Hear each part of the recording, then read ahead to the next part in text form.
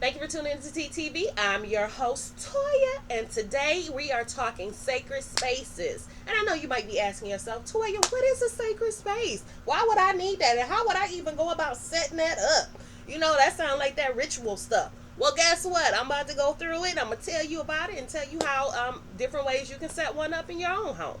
So, a sacred space is just what it sounds like. It's a space that's sacred to you. Okay? So, it's a place where you can come, you can meditate, where you can pray, where you can just sit and be quiet. It's a space that's dedicated to you and your quiet, alone time to work on yourself in your own head. That's all a sacred space is. So, sometimes we make things sacred spaces. Like your car can be a sacred space. If you take them 5 to 10 minutes before you walk into that building to get your head right, that's your sacred space at that moment. Sometimes it's taking a bath or a shower because it's a time where you're quiet and you're by yourself. That is a sacred space at that moment. But sometimes you can also create spaces in your home that are actually designed to do the same thing on a regular basis. So, some people use their sacred spaces to meditate first thing in the morning. Sometimes it's used for loved ones.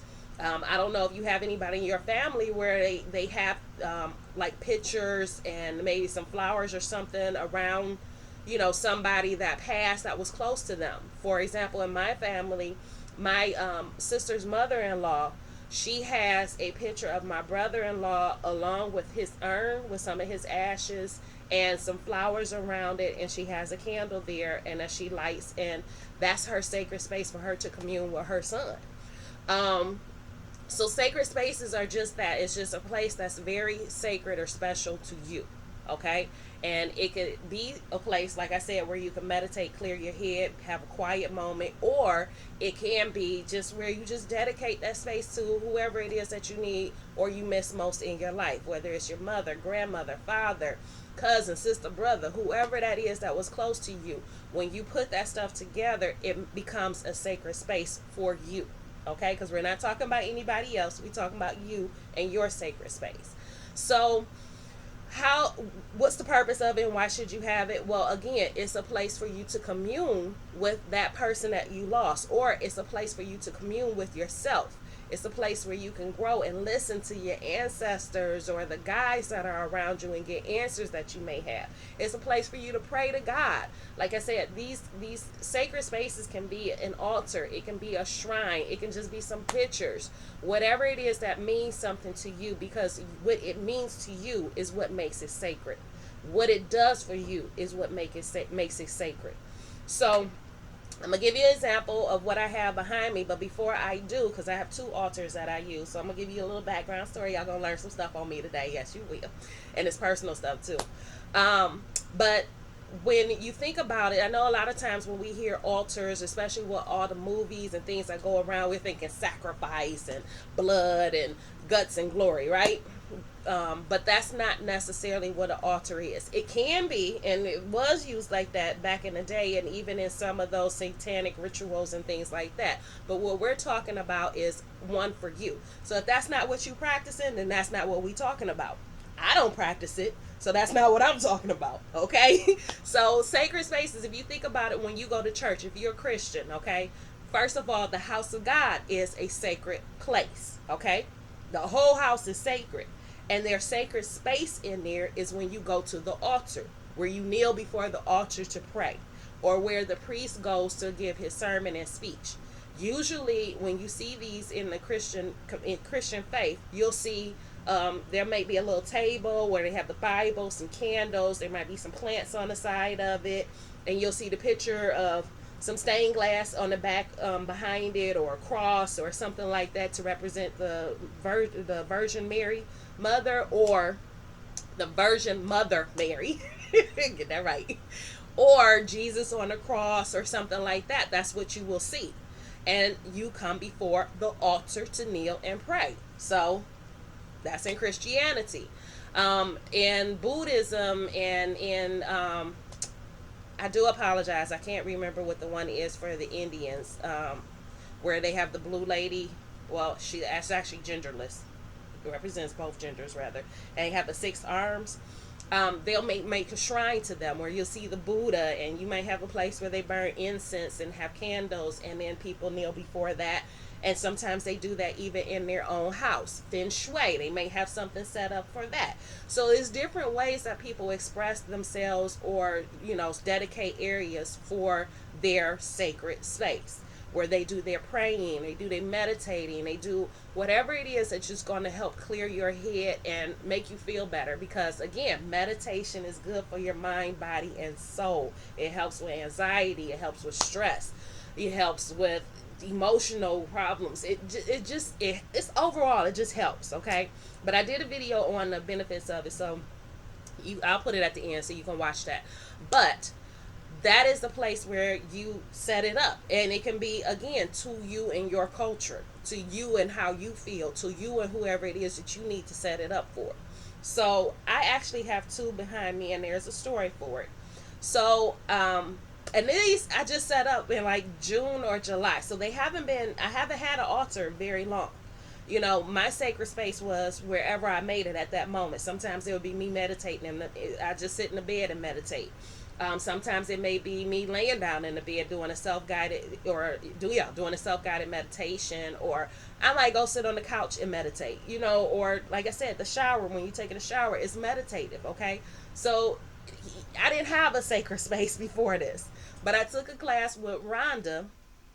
She's one of my good friends. She does these goddess classes to help you explore the different options on exploring you and becoming a better you and really your true self.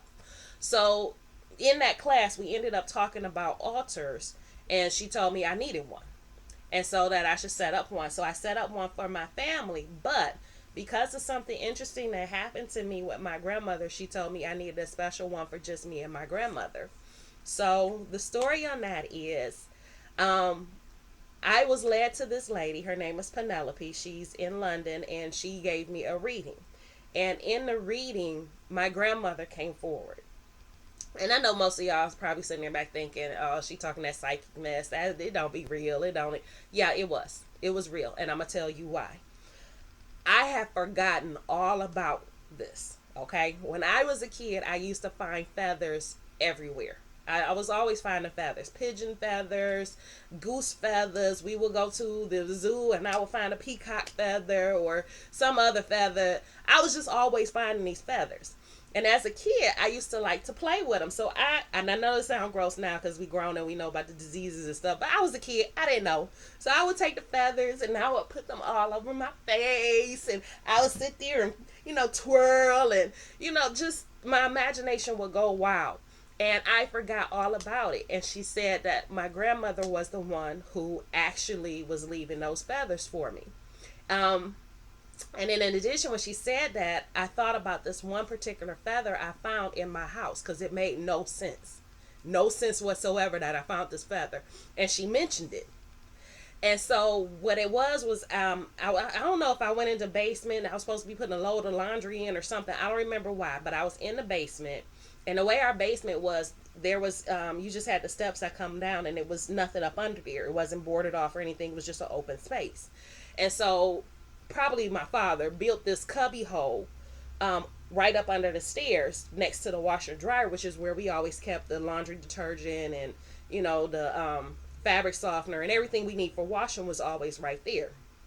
And there I found this feather. It was about this long, okay, about that wide. It was brown and white and just had like a marble of colors that were basically brown and white and tan and stuff like that.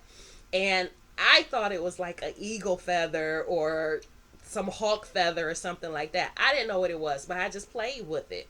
And that's what she told me, was that she had left that there for me. Okay, so my grandmother gave me the message, and she was telling me how she's watched me my whole life. And it did something for me, okay? Because I never got to meet my grandmother. Okay, my grandmother died when my sister was 2, and my sister is 4 years older than me. So I never met my grandmother in real life, and this is my mom's mom. So now sometimes when I need strength or when something has happened, I will call on my grandmother.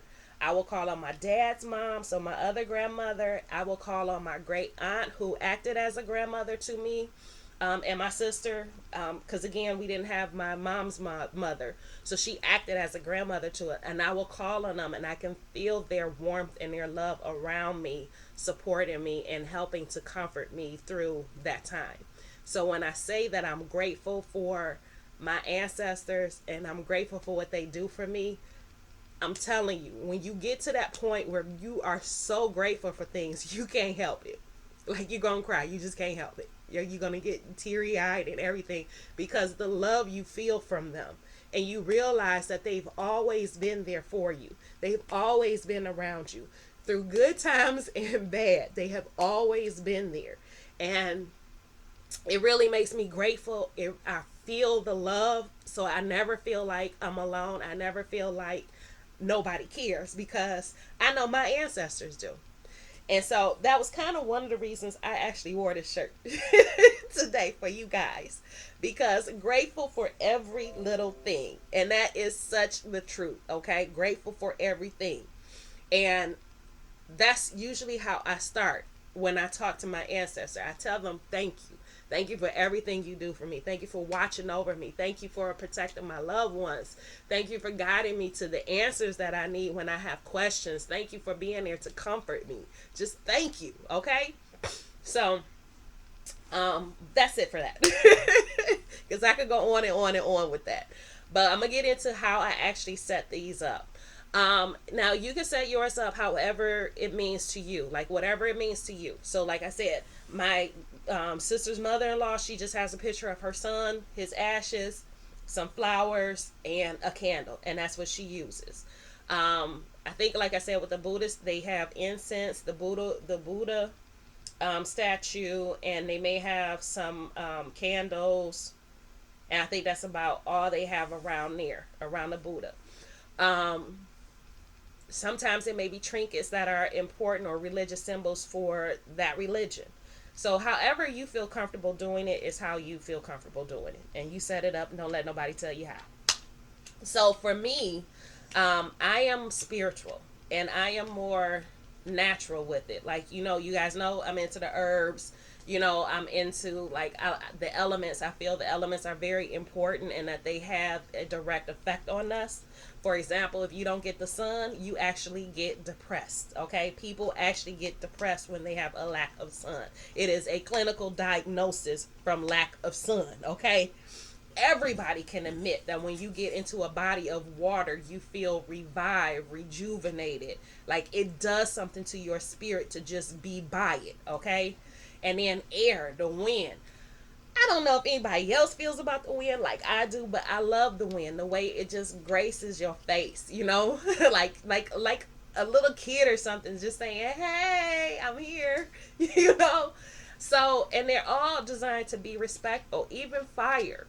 Fire, I don't believe is something to fear. It's something to respect. Just like you would respect the water, just like you respect the earth, just like you respect the sun. It's something to be respected. And as long as you respect it, it will respect you. Okay, so that means paying attention to what you're doing with it. Okay, so you don't set your house on fire by leaving a candle on and by open flame by your curtains or something. That's being irresponsible and not respective to the flame. So that's my thought. So in my altars, I do have the elements represented. I have air, I have fire, I have earth, I have water. All of that is represented.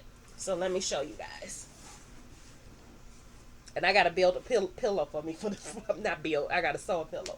So this is the altar that I have for my family. So let me ignore my donation box. Because that's what that was. Okay, so as you can see, my plant, that's earth. I have the candle, that's fire. My fans, air. And then I have the cup of water. I also have some burning sage here. I have an incense burner here. This will also be an air because it goes through. And it's a tree. So, you have your family tree of life. That's why I have the tree. This is one that I painted and I made and put on here. So I have some rocks in there to keep it sturdy. But I put this on here.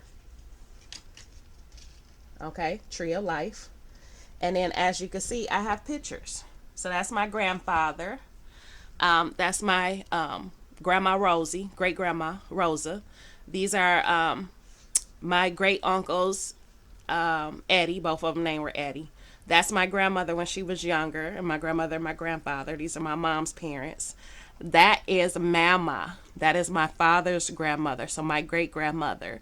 She was really into herbs too, and they tell me a lot of stories about her, so I love it. This is my grandmother and her two sisters. So that's my aunt and Ozzy. That's my grandmother Ruby, and that's Aunt Sis. Okay, these are some of the three strongest women that were in my family that I know about. I don't know everything about my family, but they are some of the strongest women I've known. I still have more pictures to put up, like my father's mother. I have to put her up here as well. And then this is also my aunt, my great aunt, Aunt Sis, and her husband, Uncle Clisby. So this is my family, at least some of it for right now. Like I said, I have more pictures to put up because they're brothers. I have a picture of all their brothers. So my great uncles. I have a picture of my aunt and Ozzy, which is the one who was like who basically took on that role as a grandmother, but she wouldn't let us call her grandma. But she took on that role. So I have a picture of her husband talking to one of their brothers, my uncle from down south. So yeah, this is my family, y'all. This is my family. And these are who I talk to. This is who I sit down and I talk to. I know them. They love me. I love them. You know, I know they're not going to cause me any harm. I know they're going to have my best interests. They were some very good people, you know, salt of the earth, as they say. So, yep. But like I said, I still have more to put up. I also have some burning sage here because it's nice to cleanse your area before you start to meditate. And then it's always an offering that you know, sometimes you want to put down. Oh, I'm sorry. I talked about the burning sage. There it is. Sometimes you put offerings on your altar as well. So for me, I used to put flowers up here, but I got tired of the flowers because they don't smell. It's a problem with these flowers now. I don't know if I showed y'all the water. But the flowers, they don't smell. So I wasn't happy with the flowers. So what they told me is to write them a message. So every morning now I write them a message. Like this one says, "Good morning, my beautiful family. Thank you for watching over me and my loved ones. Thank you for your guidance. Thank you for always sending me the knowledge I need to answer my questions. Thank you for all the love and support. I love you. Thank you, little Latoya." So, and then I have this bowl of crystals here. And so I just put my hand in here, and then whatever comes up, that's what I use to put on top. Now, this rock is actually a rock from up north. So from Grand Marais. Let me see. That might make it. Okay, there. Makes it better. So this is a rock from Grand Marais up in the UP.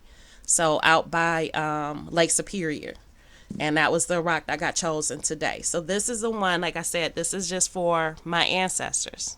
Those are my ancestors. Well, some of them. Like I said, I still got more pictures to put up. And then I had to do one strictly for me and my grandmother. Okay? So this is the one for me and my grandmother. So this is my beautiful grandmother. Say hi, Grandma Ruby. That's a picture of me. And so, again, the plant we have for earth. I have water here for water and a feather. This is a peacock feather.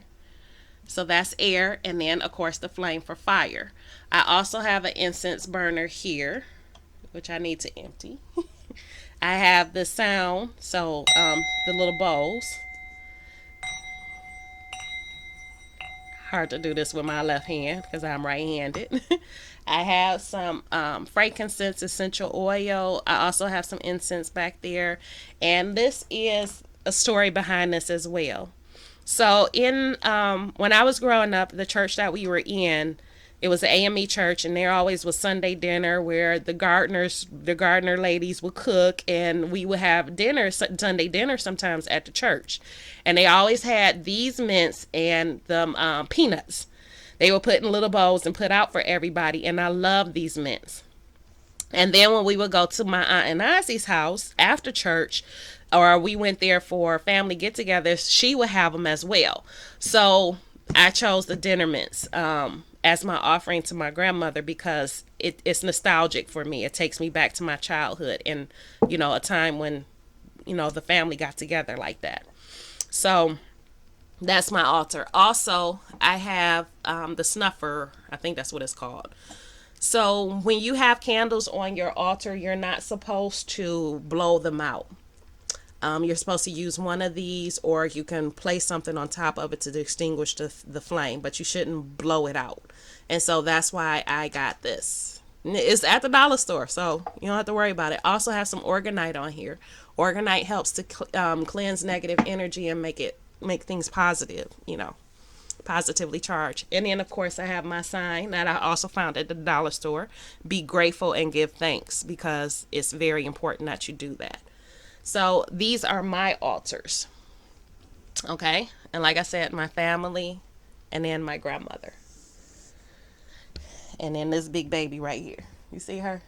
I told y'all they never far behind. Yep, so this is my altar. Sorry y'all, I know I'm on the floor. As you can tell. Yeah, but that's what sunlight from the bathroom. Yep, so that's my altar, and that's what it is. And how you can use it, how you can set up your own. So that's it. Like I said, I'll put the video at the end. There you go, that might be better. I'll put the video at the end that I talked about earlier so that you guys can go ahead and watch that. And tell me your thoughts. What are your thoughts? Do you want to build an altar now? Do you have one that you didn't realize you had? In your house, but if not, create a sacred space for yourself. I know some people were putting it in closets. So if you have a closet for an extra bedroom that you're not using, then you can put it in there. Some people use a box. They put everything in a box and then pull it out when they need it and then put it back away. So it can be anything that you come up with that you create for yourself. So I love you guys. Happy Monday. Have a wonderful week, and I will talk to you guys tomorrow.